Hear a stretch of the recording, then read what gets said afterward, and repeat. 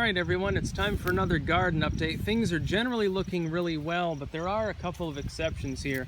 Number one is here. You may notice there are no more beets. I have destroyed every single one of them because of verticillium wilt. And you can see this is symptomatic of the same thing. Swiss chard and beets, unfortunately, are very susceptible. Collards, less so. They can still get it, but it doesn't really completely destroy them. So what I plan to do is probably tomorrow, I'm going to harvest all the leaves off of any that show symptoms and destroy them, and leave the rest, and once they're thinned out, hopefully it won't spread beyond a plant or two more. Hopefully I can contain the infection.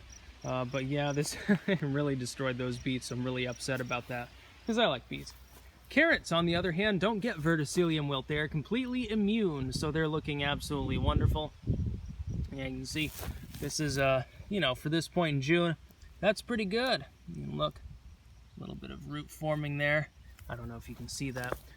I added azomite dust to all the crops. You can see that there. It's a little bit of azomite that hasn't, you know, fully mixed in. There's a little bit on the leaf there. That will help boost the immune system of some of these plants. These turnips, I thin them again to remove what may be infected. This one might be, but I don't think it's close enough to actually infect the next one. So we'll see and, you know, act accordingly, basically. Those look pretty much good. Should get a couple dozen turnips. The peppers are fine, as far as I can tell.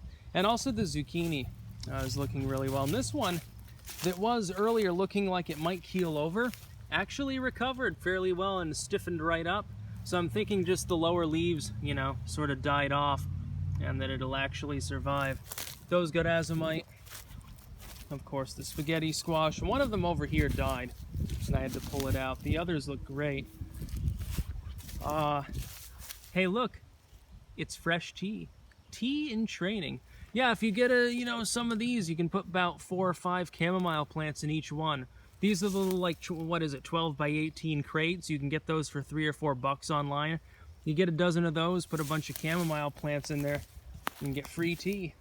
All summer long, basically, starting in mid-June. These are some happy fucking corn and bean plants. Now, they can't get verticillium either, so I don't have to worry about them. They'll be fine, but I gave them azomite anyway, because that's basically, it's a mineral they mine apparently down in Utah. It's a big-ass deposit, and they sort of just crush it up into microscopic granules, and actually, if you play around with it, it feels like you're not even touching anything. It's so finely chafed, it's actually weird to feel it. It's finer than flour. It's the finest substance I've ever touched in my life, and it feels like putting your hand through a cloud, if that makes any sense. But it's got a lot of magnesium, calcium, some other nutrients, some phosphate. I added it to the tomatoes. They're looking real good this year. Like, these are the best tomatoes I've ever seen. And I think at least 3 of these varieties are resistant to verticillium, just in case it comes up in here. I don't know. I don't think this bed actually is infected, because for a couple of years this was corn and beans, if I remember, and they can't get it. So it probably denied them a space in there. I added some to these potted plants.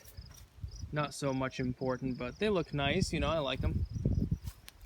You can obviously see all of it on top of the onions. I think the lower leaves on these have problems. Now, I haven't checked whether onions can get it. I'm going to assume probably yes, and that's probably what they have as far as I know. By the way, next year I will be doing a container garden in the backyard, so stay tuned. There's going to be major developments as far as garden goes this fall, because what I'm going to do with this crate, for instance, most of that down there is hay.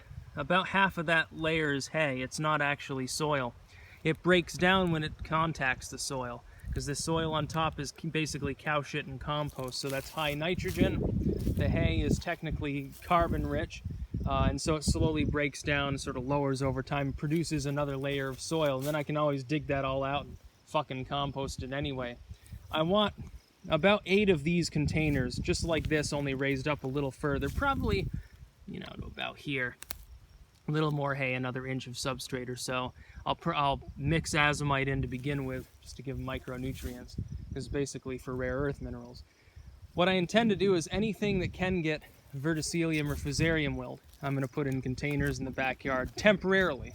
It's a temporary step till I dig in the new garden, but I don't know if I'm going to have exactly enough when I need to do that. Also, I gathered a bunch of herbs, radishes and stuff today. It went into food. It was actually really good. And you can see, oh yeah, mustard has gone to seed here. I'm going to let it go to seed and just gather the seeds and, I don't know, grind them up and eat them probably. Pretty tasty. But yeah, collards, because those are a special thing that I really, really like, and they can get wilt. I really want nice collards next year, so I'm thinking have a couple containers. Beets, same thing. Cabbages. So far they don't have symptoms, but they probably will, so they might be fucked. And a couple for tomatoes. Basically, one of those would, you know, you put a couple tomato plants in one of these. Or at the very least, I could tell you what you do. You put one in the middle and then you put the beets sort of around it, because tomatoes like root crops that go in and help loosen things up underneath. Helps their roots to go deeper. So maybe I can put the beets around those and have like 3 or 4 beds. Then have one for, you know, 6 cabbage plants, which is about what you could fit in there. A couple for the collards. One for turnips. I love turnips, but again, nobody else does.